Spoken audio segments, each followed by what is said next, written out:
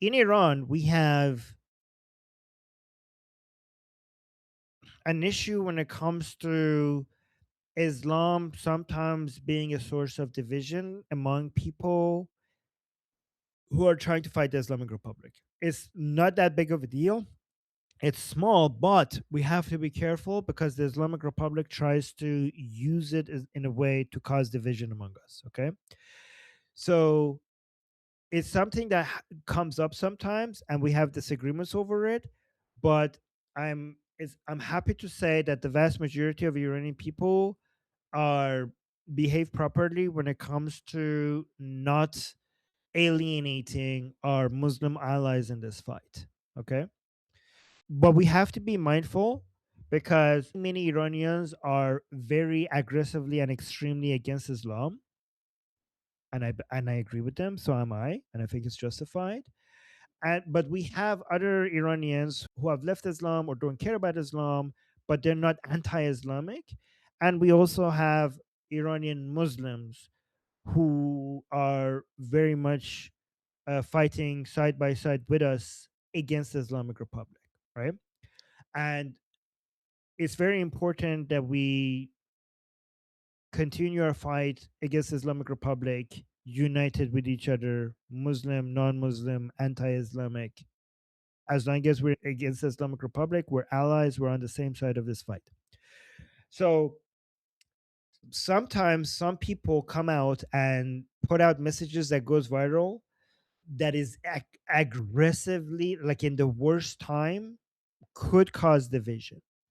And right, this was happening like before, like in the past few days it was picking up, and immediately Prince Reza Pahlavi came out and put out a message, and I think he managed to put an end to it. One thing, I don't know if I should share this with you guys or I shouldn't. I don't know if it's wise or not, but some very famous person who we admire, who is against the Islamic Republic and he's a celebrity, he came out and posted something that might not be that helpful, that might cause division. And let me know if you think I should share that with you guys or not. Wait, I can only Um, take no, You put the link in the chat maybe? then I can handle I'm it. okay. You know what? I'll share it because I think we're all, I'm gonna explain to you guys why we still love him, even though I think this was a mistake. It's not the proper timing for this. Okay, so it's Ali Karimi. You guys know Ali Karimi? Is that the Ali football Karimi is, player? yeah, he's a famous, very famous soccer player.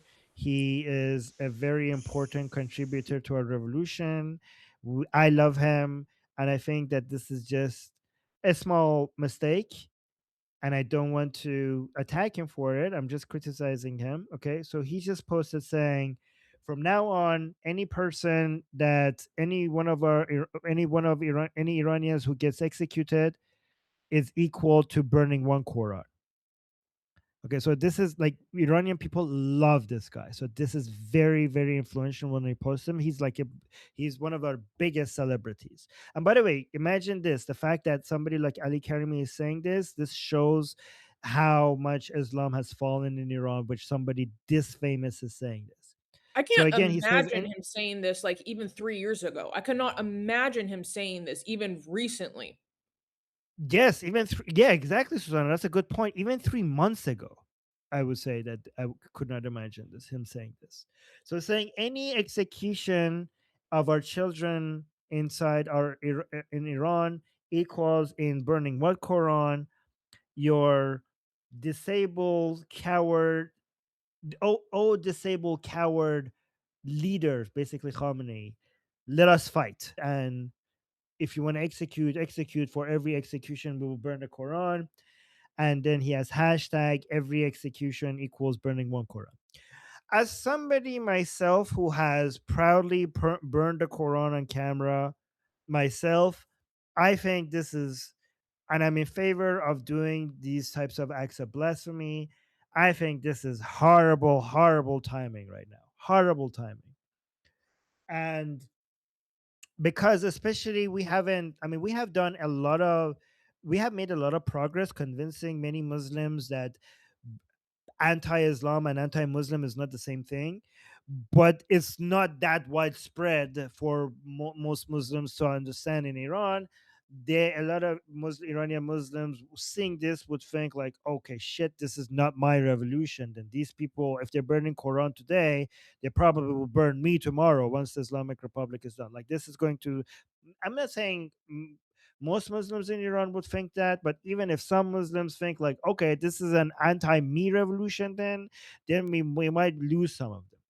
So he came out and he clarified, and I think this clarification means that he got attacked by so many people that he needed to issue a clarification. So he said, like, if that tweet hurt you so much, then why didn't the killing and the cries of the family of the people who were killed, why didn't that hurt you so much? This bloodthirsty Islamic Republic has its own sacred things, but you have to understand that we also have our own red lines for the people of Iran. Our sacred our sacred is the right to life, the unconditional right to life for the children of Iran, and you have no right to execute them. We fight for the freedom of Iran so that Iranian people could have equal rights and live right next to each other peacefully. And he's saying, other than this, any interpretation of my tweet is wrong. So he's saying my tweet is, he's basically saying you understood my tweet wrong. Like I am still dedicated to my promise to the Iranian people, and one day we will resume our dominance of the man. And one day Iranian people will be my voice. So this is a little bit of like taking it back a little bit, but honestly, even if he didn't mean it, this type of tweet kind of does suggest that like a threat that we will burn. I wasn't saying that we should burn the Quran for every person that gets executed. I was trying to show you how much killing Iranian means to us. Like if that's sacred to you, this is sacred to us. But honestly, I think that he posted that under pressure, and then Prince Reza Pahlavi posted this, right? Prince Reza Pahlavi is saying and I think this came out right when many people were posting really, really aggressive posts against, Islam. Again, I think that we should be aggressively against Islam, but given how many Muslims might confuse being anti-Islam with anti-Muslim right in the middle of this revolution, this is not the proper timing for it. We need to focus our fight in fighting the Islamic Republic right now among Iranians, and then fighting Islam in a peaceful, friendly way could be something that we anti-Islamic activists could do once the Islamic Republic falls. So I think the timing needs to be done right. So Prince Reza Pahlavi posted this saying, my devout Shia compatriots, from the very first day the Islamic Republic seized power in your name and in the name of your religion, and to this day it has produced nothing but poverty, misery, and crimes against humanity. So again, guys, remember Prince Pahlavi is the way that he's writing this, he's trying to basically write it in a way that shows support for Iranian Muslims, but also doesn't suggest that any of this is un-Islamic, because Princess Pahlavi is also very aware that Iran is filled with and people who hate Islam, especially given what the Islamic Republic has done, right?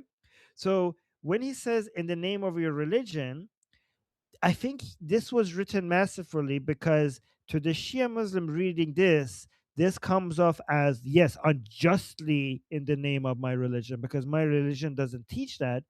But again, to the anti-Islamic person, Iranian like me, this doesn't suggest whether or not it is Islamic or un-Islamic. It's being descriptive. It's not normative. It's not saying whether this is based on your religion or not. So it is being done in the name of your religion. So the Muslim would read it like, yeah, like, and my religion doesn't teach that. But if somebody like this who thinks that, well, your religion does teach that, well, here it didn't say that. It just accurately described that the Islamic Republic is doing that in the name of your religion. So it's very, I think it has been written because it didn't add like wrongly in it here. And I think the reason why it didn't do that is to not lose people like us, because we're like, yeah, Muslims are important, but we anti-Islamic people are also important. We're part of this revolution as well. So then continues by saying, you yourself witnessed during the National Lion and Sun Revolution, as in the other uprisings of recent years, that the Islamic Republic and Ali Khamenei personally, in the name of religion and with the support of clerics, refrained from no crime, from shooting innocent citizens with live ammunition, including children and school students, to delivering final shots to the wounded in hospitals, and from the torture, murder, and rape of detainees. All of this has been and continues to be done in the name of Shia Islam. Again, this is written really carefully, I think, because this is true. It has, again, a Shia Muslim would read this and think like, well, yeah, and unjustly, and me as an anti-Islamic person would not see anything mentioning here whether this is unjustly or justly. It's only descriptive and it's accurate, objective description. That's what's happening. So it's a good way to get the Shia Muslims happy without actually losing people like us, right? And then it continues, they have turned mosques into bases of repression, chant Haydar Haydar while aiming at their fellow countrymen's head, and perform their prayers on blood-soaked prayer rugs. The Shia clergy, who consider themselves the custodians of the faith, have failed this historic test, whether by actively participating in or remaining silent in the face of these crimes. My message to faithful Shia who oppose the Velayat Faqih, basically, this is the guardian of the jurist, the political Islam of Khomeini, oppose the Velayat Faqih and political Islam is this: if you care about the faith and wish in the future Iran to practice your religious rights peacefully in a non-political and individual manner, then stand at the forefront of the struggle against this illegitimate regime and its criminal leaders. Reclaim your religion and faith from the false prophet of our time. Do not allow the crimes of the Islamic Republic and the terrorist Islamic Revolutionary Guard Corps to be written in the name of your religion. Today, a large number of devout are already in the trenches fighting the Islamic Republic.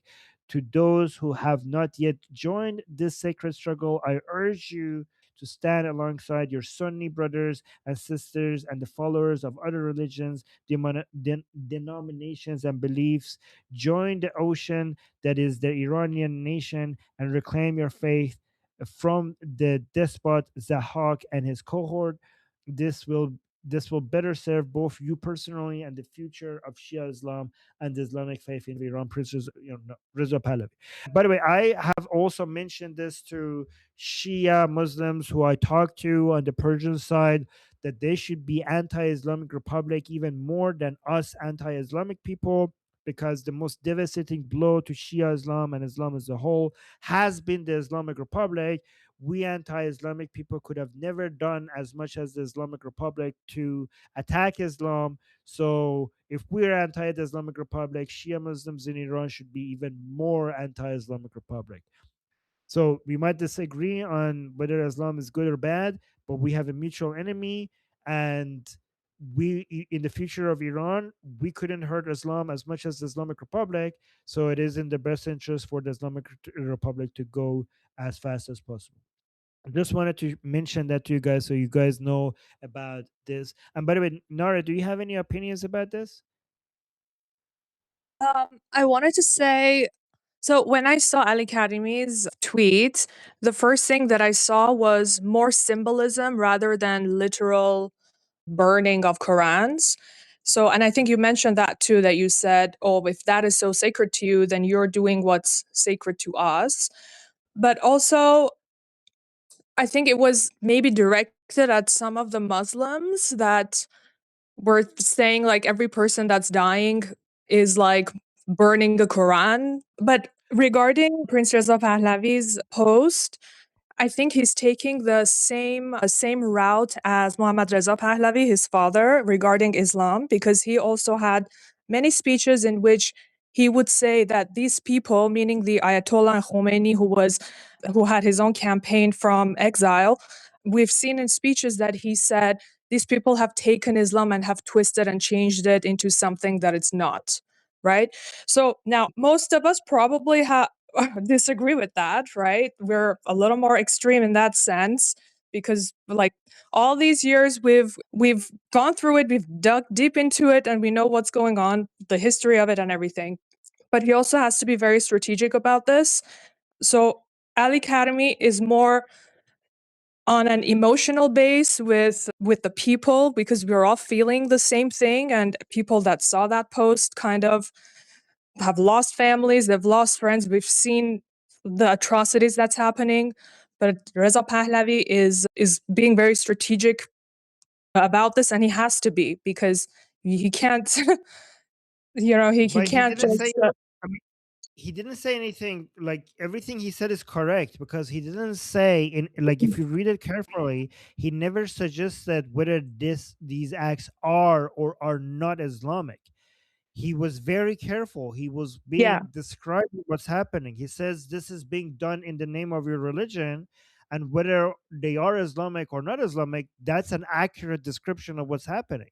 So he didn't like, even though he's being strategic, he didn't lie. Like nothing about what he said was wrong. Oh, absolutely. And that's what I'm saying, that he's taking the same route as his father did in this regard about Islamic extremism, is because he wasn't saying, oh, this is Islam. He was saying these people are fanatics that are taking your religion. He was also talking about his audience were Muslims.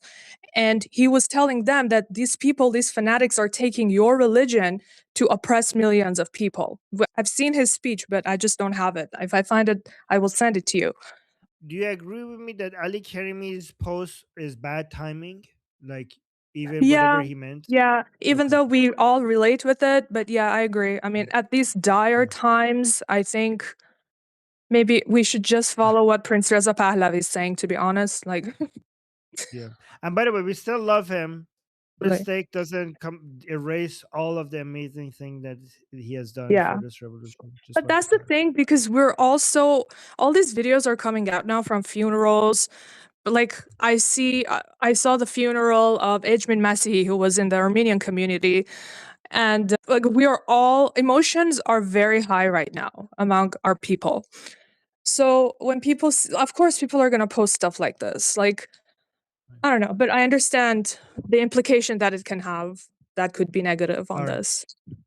Okay. Thank you, Nare. That's really helpful. I just wanted to see. All right. So, guys, let's try to go through the remaining people really fast. I just thought it would be valuable if we have this here as well. We talk about this. Okay, to clarify, I have a question from the chat, which I will read. But Samantha and Johan, have you guys already gone today? No, they haven't. Okay, so the question from chat is, this person is in Sweden. There are a lot of separatist Kurds there. They have been loud and anti-Iranian every single time something has happened in Iran, and always try to make everything about them. During the Masa Amini protest, they managed to shift the focus from the Islamic regime oppression to, quote, only Kurdish people being oppressed in Sweden. The problem is many of them are influential, both as influencers and in the media. They're often protesting next to MEK or spreading aligned propaganda. 2 times this year, they were reported as Iranian protesters in local newspapers, while those same papers ignore huge Iranian protests. Recently, I've noticed that under every post state media puts out, even mentioning Shah Reza Pahlavi, it's so many comments condemning him, saying stuff as, quote, he's severely hated by all Kurds, Turks, and Baloch people in Iran. And the comments get massive amounts of likes. I know the protests were just as huge in the Kurdish parts of Iran, but they too were chanting Javid Shah. But my Persian isn't that good, and I can't seem to find the clips that is from just those parts of Iran. Does Armin or anyone know where I can find them specifically so I can counter them under every post? And So secondly, could I counter them more than just stating facts? Sorry for the long question. no, your question is very good. Are these Iranian Kurds? Are these Iranian Kurds? And you said in Sweden, right? In Sweden, we have a lot of separatist Kurds. They've been loud and anti-Iranian. So we had this year, I mean, in January, we had many Kurds in the Kurdish areas of Iran come out and shout Javid Shah. Like we had huge like like a lot of one of the most famous cities in this wave of this revolution has been Abdanan. Like you guys keep hearing about Abdanan as one of the main cities. That's a Kurdish city, and they come out and say Javid Shah and Pahlavi would return. We had many videos from Sanandaj. We have many cities from the Kurdish areas in Iran, and I think like if you want to find them, there's this man called Vahid Bahman. Can He you type himself, that? I'm gonna post a link to his X account, and I'm gonna Okay. show his X account on screen as well, because he has been fighting separatist narratives a lot, and I know he posts in Persian a lot, but he has been one of the major sources of videos from from the waves of the revolution, this revolution in early January, from the areas where people were Turkish speaking or Kurdish in Iran, and they were came out in high numbers for Prince Reza Pahlavi. He has been posting those videos, so maybe if you search in the media tab, because like he wanted to destroy those exact narratives, and he has been a very good source of demonstrating how pro Pahlavi the Turkish speaking and Kurdish Iranians are. And I think Susie has a response to this as well, right, Susie? Quickly, if you don't mind, I want to Mm. ask the last kind of part because it touches on Iranian Kurds. They say, I think the pro-Pahlavi Iranian Kurds refer to themselves as Iranian and not Kurd in Sweden. And so maybe that's also why those voices aren't being heard. But then the people who specifically are Kurds are louder. But please, Susanna. Yeah, I just quickly response to that. I don't know how influential these people are. Okay, like some Kurdish Iranians in Sweden are being influential in Sweden. Honestly, from like maybe I'm wrong about this, but from what we needed from Sweden was them to recognize the IRGC as a terrorist group and also close down the embassy. I just want to say the Kurdish Iranians inside Iran have come out in such high numbers for Pahlavi that the influence of these small minority Kurds in Sweden. I mean, I don't want to dismiss them, but I just want to say that we're winning this. Like the Kurdish Iranians are winning this. So it's good that we're paying attention to this and fighting it. But I also want to mention that don't feel like they're winning because like the anti-Pahlavi crowd have lost so much. This is them just doing their final push for relevancy. But go on, Susanna. So I'm not going to pretend to be like very educated on this, but my understanding is that most Kurds in Sweden come from Turkey and Iraq.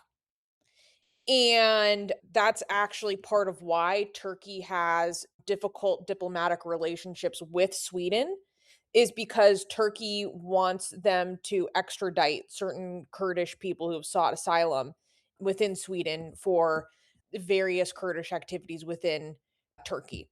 The Kurdish situation in Sweden is complicated.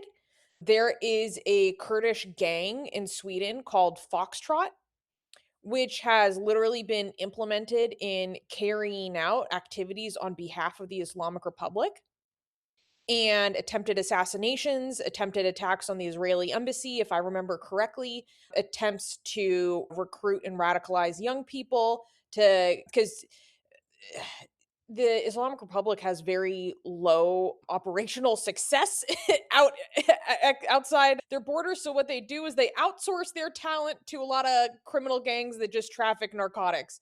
And Foxtrot is one of those groups that is also involved in like the gang warfare and bombings that you see around Sweden nowadays. So I I don't know. When you bring up that question, like that dynamic comes to mind. Like I also think of the fact that at the same time as all this stuff is happening in Iran, we have stuff going on with the Kurds in Rojava, and that has caused the global diaspora to also like rise up in sympathy for their, Kurdish brothers and sisters who are impacted by the brutality of the Syrian Jolani thugs and the abuse of their women.